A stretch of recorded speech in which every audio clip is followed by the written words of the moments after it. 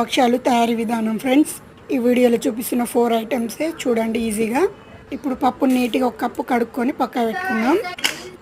Whistle పెట్టి ఉడికించండి. ఒక 4 whistle వచ్చే వరకు గోధుమ పిండిని కలిపి పెట్టుకుందాం. పైన కొంచెం గీ అన్న బటర్ రాయండి, మూత పెట్టి పక్క పెట్టుకోండి. అప్పటి వరకు మన పప్పు ఉడికిపోయింది. ఈ వీడియోలో చూపిస్తున్న విధంగా ఉడికింది. బెల్లాన్ని ఒక కటోరలో వేసుకొని ఉడికించండి.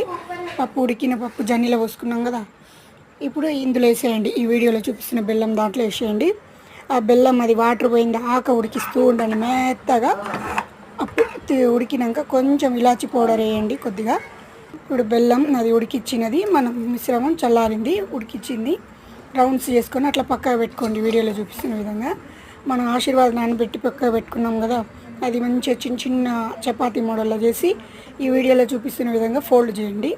కొంచెం కొంచెం చేసుకుంటూ పైన మూత కట్ చేసి కట్టింగ్ రౌండ్గా తీసి కొంచెం కొంచెం ఉండాలి. స్లోగా చేయండి, బెల్లం కదా బయటకు వస్తుంది, పత్లా ఉంటుంది.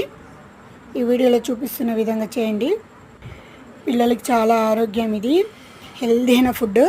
శనగపప్పు, బెల్లం, ఘీ, ఇలాచి చాలా హెల్దీ ఫుడ్.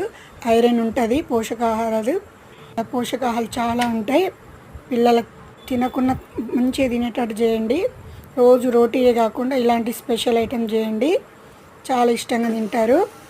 ఇట్లా కాల్చుకోండి, 2 వైపులా ఘీ వేసుకుంటూ కాల్చుకోండి. మీడియం ఫ్లేమ్లో పెట్టుకొని కాల్చుకోండి. నాకు మా ఫ్రెండ్ అనిత ప్రతి పండగకు ఏదో ఒక ఐటెం చేసి తీసుకొచ్చేది. భక్ష్యాలంటే నాకు గుర్తుకొచ్చేది మా అనితనే, చాలా ఇష్టం. ఈ భక్ష్యాలు ఎంత ఇష్టమో మా అనిత కూడా నాకు అంతే ఇష్టం.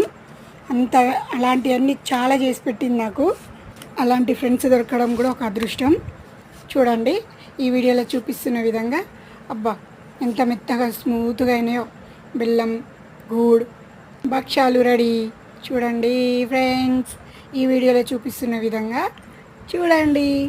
ఇప్పుడు పొరలుగా అన్నీ రెడీ అయిపోయినాయి. నా ఛానల్ని సపోర్ట్ చేయండి. Thank you friends. Bye friends. మీరు కూడా ట్రై చేసి కామెంట్ చేయండి.